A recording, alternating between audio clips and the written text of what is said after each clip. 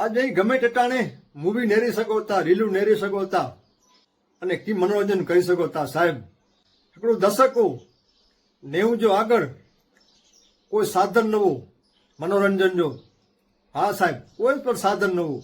અને તેર હોય પાંજી ગુજરાતજી ભવાઈ. ભવાઈ એટલે ભવાઈયા, ખૂબ સારું મનોરંજન ભવાઈયા કહી દવા. અને કચ્છ ગ્રામીણ વિસ્તાર में પાટીદાર જા ગામ વા એતે ही અતિંદાવા અને પાટીદારીની કે આસરો રીંદાવા. અને ભવાઈ નેરેલા મલ દીવી તંબુ બધી રાત ચું બલ અથવા પેટ્રોમેક્સ તે ही ભવાઈ કહીદાવા. સ્વચ્છ ભવાઈ કહીદાવા, સ્વચ્છ નાટકવા અને સ્વચ્છ હાસ્યરસ પીરસીંદાવા.